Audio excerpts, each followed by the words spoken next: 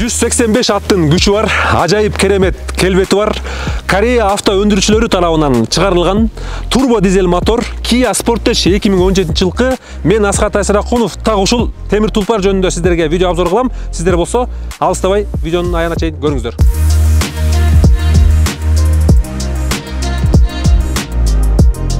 Kia Sportage 2017 үй бүлөлүк спорт мини кроссовер десек болот. Алгачкы жолу жарык дүйнөгө 1993 жылы келген. 1993 жылы биринчи поколениясы чыгып, 2004 жылга чейин биринчи поколениясы чыккандагы 2004 жылдан баштап 2010 жылга чейин экинчи поколениясы, 2010дон 2016га чейин үчүнчү поколениясы, 2016дан баштап 2018 жылга чейин так ушул алдыңыздарда турган жакшынакай темир тулпар 4-чү поколениясы чыгып баштаган.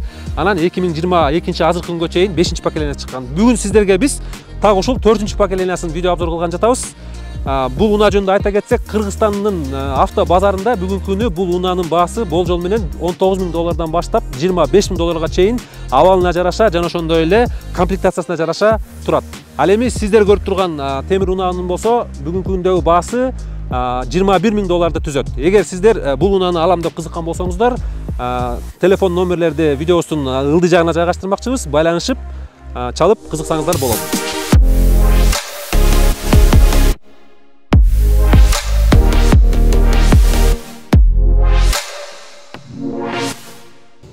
Эми сиздерге Kia Sportage'дин салону боюнча да бир аз тааныштырып өтөлү. Биринчи эле торпедодан баштасак, торпедонун материалынын сапаты анча-мынча Toyota брендтерине караганда, Toyota'нын анча-мынча унааларына караганда аябагандай жакшы жасалган. Чыныгы кожа болбосо дагы пат кожа болуп тигилген, тигилиштер менен жакшынакай кооз кылып жасашкан. Панель управления боюнча айтсак, заманбап бардык функциялар бар. Бул жерде мультируль, электроруль, аябагандай руль жумшак дегендей, рульдагы баскычтар менен ыңгайлуу баарын басып башкарып машинаны толук түрдө башкарып кете бересиз. Машинанын эргономикасы мыкты деңгээлде, айдоочуга комфорт түзүп бере алат, ыңгайлуу отуруп алып, баардык баскычтар өзүнүн ордунда, немис технологиясы менен жасалган деп айтылат экен. Чек баскычтары баардыгы колуң менен айдап баратканда эч кандай тоскоолдук жаратпайт, айдап кете бересиң. Биздин комплектациябыз жогоруда айтып өттүк, кичине жөнөкөйрөөк, жупунураак комплектациясы болгондуктан бул жерде бизде подогрев сиденьелер бар, отургучтардын жылта турган. Андан тышкары негизинен бул унаада рульду жылта турган жана ошондой эле обдув сиденье, отургучтарды муздата тургандагы жөндөмдүктөр болот. Кээ бир комплектацияларында жада калса арткы унааларды дагы, арткы отургучтарды дагы жылта тургандагы функциялары болот. 2 разъем зарядка 12 вольт, андан сырткары AUX, USB бардыгы бар, монитор жетишерлик деңгээлде чоң, көзгө бардыгы көрүнөт, сенсор экран. Бул жерде мынакей сиздер баарыңыздар эле муну жакшы билет болушуңуздар керек. Бардык функциялар бар бул жерде. Телефонуңуздарды кошуп алып, машинада аппарат эле телефон менен сүйлөшүп кете берсеңиздер болот. Радио, USB башкара турган бардык, кыскасын айтканда, бардык функциялар, бардык настройкалар бар. Аудио системасы боюнча айта турган болсок, бул жерде араң эле 7 динамика турат, JBL аудио системасы турат. Укмуштуудай ажайып музыка, ажайып угулушу, мындай музыканын угулушу аябагандай. Азыр сиздерге камера аркылуу аны жеткирип бере албайбыз го. Анын үчүн өзүңүздөр айдап көрүшүңүздөр керек.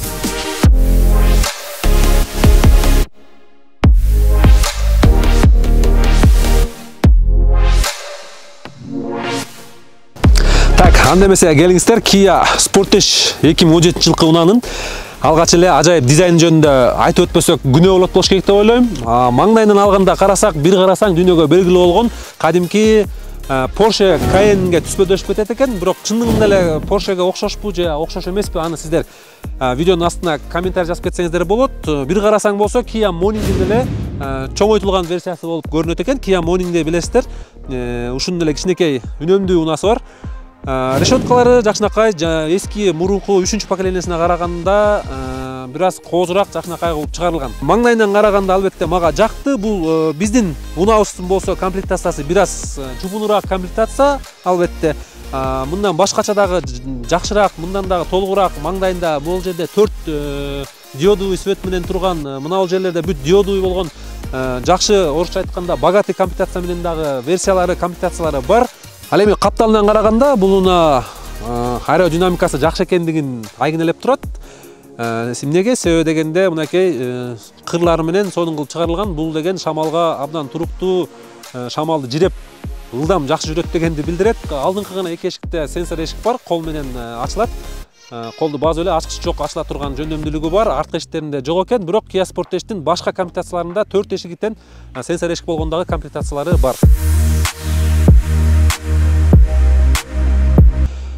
Kia Sportage'де негизинен эле 3 түрлүү мотор турат.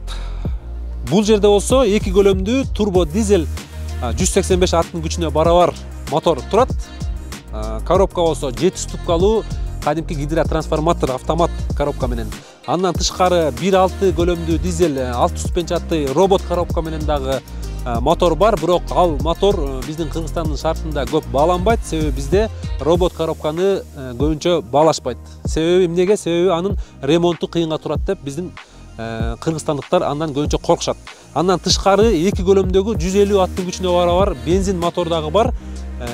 Ал мотордогу комплектация менен унаалар бизде сатылат албетте. Бирок эгер сиздер Kia Sportage'дин эң күчтүү унаасын алам десеңиздер, албетте турбо дизель мына так ушул темир тулпарды тандасаңыздар туура болот деп ишенем. Бул жерде турбо дизель 2 көлөмдүү мотор, 4 цилиндр, 16 клапан менен турат. Бир аз болсо дагы ремонтко балким дизель кымбатыраак болот деп ойлонушуңуздар мүмкүн. Албетте бир аз кымбатыраак болгону менен аябагандай надежный, бузулбаган жакшы мотор турат. Мотордун майын алмаштырам десеңиздер, бул жерге 7-8 литр моторный масло кирет. Биз көргөзүп турган унаанын абалы абдан жакшы. Аккумуляторлары жаңы, Кореядан жаңы эле келген экен. 80 000 пробег менен баса айта кетмекчи. Kia Sportage негизинен өздөрүнүн унаасына 150 000 пробег кепилдик беришет экен. Демек, бул унааны сиздер дагы 70 000 пробегге чейин ойлонбой, эч кандай эстого барбай, бузулбай айдайсыздар деп ишенимдүү айта алам.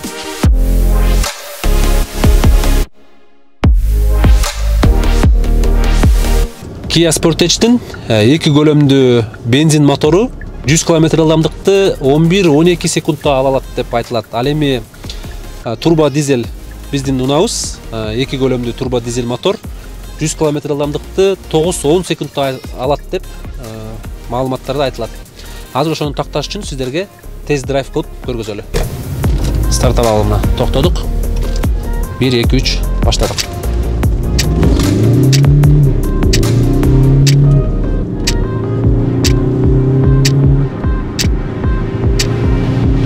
Жүздө алды.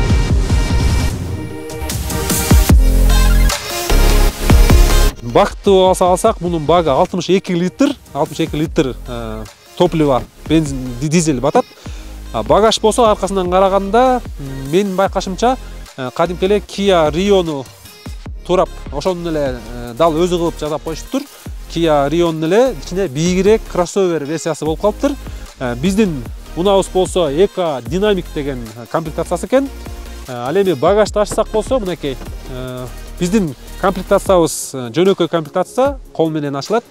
Албетте бул Kia'нын кымбатыраак комплектацияларында албетте кнопка менен басылгандагы өзү ачыла турган жана жанына келгенде өзү ачылып кете турган комплектациялар бар. Албетте алардын баалары да бир аз кымбатыраак дегендей. Багажды көргөзө кетели. Мынакей багаж мунун паспорттук данныйларын алганда 500 литр деп көргөзүлөт, 480 литр деп. Дээрлик кенен аркасында көп нерсе салса болот. Бул жерде болсо мынакей запаска, андан сырткары бул унаада болсо мындай дөңгөлөктү жолдо калсаңыз запаска дөңгөлөк салып отурбай эле мына бул аппарат менен үйлөтүп кое турган аппараты бар экен.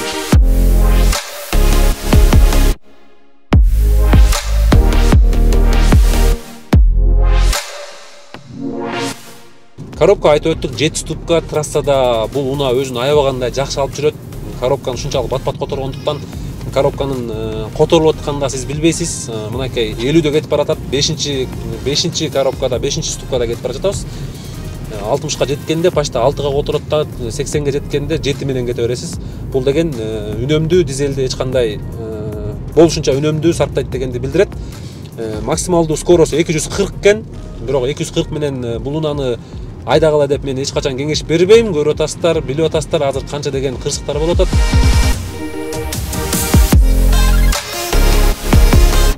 Kia Sportage'in дагы bir артыкчылыгы арткы орундардын кенендиги. Артында отурган пассажир бутун аягында кенен чоюп, кенен кете алат. Жана ошондой эле арткы орундуктар дагы кааласаңыздар чалкалатып, кааласаңыздар алдыга коюп, 3 положение бар экен, 3 положениеде мындай коюп, даже 4 положение экен.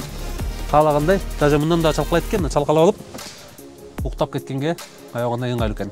Ылдыйышта кетип баратканда айта кетмекчи, мына жерде мындай дагы функциялары бар экен, жөндөмдүүлүктөрү деп коебузбу. Бул жерде мына мисалы үчүн автостоп деп турат. Бул шаар ичинде кетип баратканда токтогон жерде светофорлордо өзү өчүп, кайра өзү от алып кете турган жөндөмдүүлүгү бар. Андан кийин драйв мод деп турат, спорт режим, эко режим. Эко режимди басканда албетте коробка бат-баттан которуп дизелди үнөмдөгөнгө шарт берет. Ал эми спорт режимди койгондо светофордон ордунан атырылып, азабаттай болуп атырылып жүргөнгө мүмкүнчүлүк түзүп берет экен спорт режим. Бирок спорт режимден менимче дизелди көбүрөөк ичип калат болуш керек.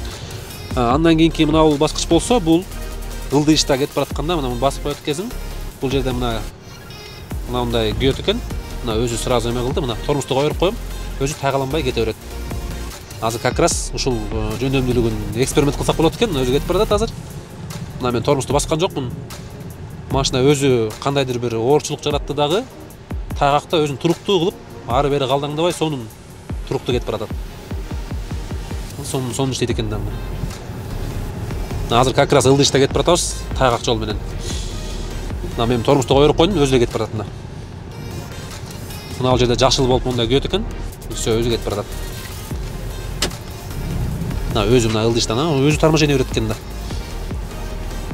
Мына эч кандай мына бутты алып коет экенсиң. Рульду гана башкарып туруш керек экен, ал эми ылдыйыштан өзү башкарып дөңгөлөктү тайгалантпай кете берет экен.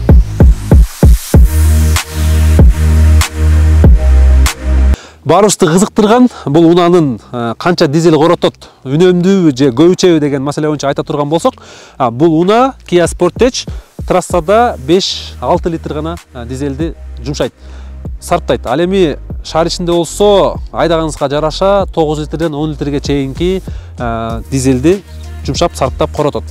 Бул унаанын шумоизоляциясы орточо деңгээлде десек болот. Аябагандай мыкты деңгээлде дагы эмес, аябай начар дагы эмес, орточо деңгээлде.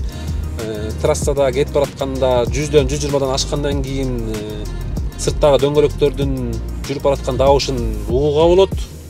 Андан тышкары бул унаа менимче ойлойм шаар жеринде көбүрөөк айдачу унаа деп айтсак болчудай. Себеби дегенде айыл жеринде биздин Кыргызстан шартында аңгек чөңгөк жолдор болуп калса, подвеска кичине слабыйраак экен. Ичинде бир аз тынчы жогураак жүрөт экен дегеним, жумшак эмес. Андан башка калганы жакшы. Салон боюнча бир аз кемчилик десек болот экен, чыканак такагачын кичинекей кылып чыгарып коюшкан. Ушуну бир аз буякка чейин кенен кылып эле чоң чыгарып койсо жакшыраак болот беле. Мына ачканда ичине дагы салган окат-сокатын салып калсаңыз, аябагандай тарыраак болуп калыптыр ушул жери.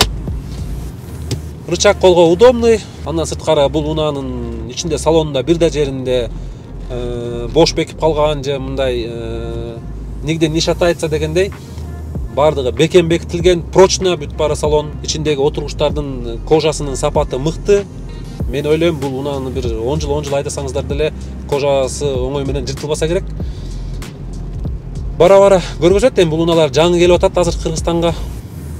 10 жылдан кийин өзүнүн канчалык деңгээлде, канчалык сапат менен жасалгандыгын убакыттын өтүшү менен байкайбыз го деп эсептейм. Дөңгөлөктөрдүн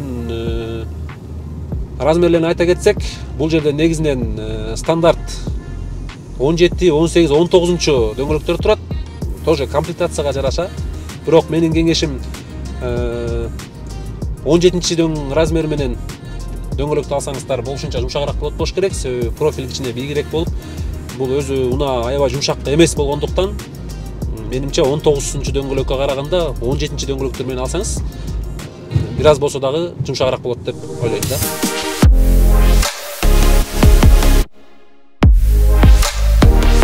Сөзүбүздүн акырында бул унаанын узун туурасы жөнүндө айтып өтөлү. Узундугу бул унаанын узундугу 4 метр, ал эми туурасы болсо 2 метр болжол менен бир аз жетпейт. Бийиктиги болсо 1,80, 2 метрге жакын. Ал эми клиренс боюнча айтсак, клиренс 20 сантиметр. Башкача айтканда, жерден бийиктиги 20 сантиметр түшөт. Бүгүн биз сиздерге Kia Sportage 2017 жылкы автоунаасын кыскача болсо да видео обзор кыла алдык деп ойлойм. Андыктан биздин кийинки видеолорубуздан көрүшкөнчө сак саламатта туруңуздар, жана ошондой эле биздин каналга катталып, лайк басып, билдирүү жазганды дагы унутпаңыздар.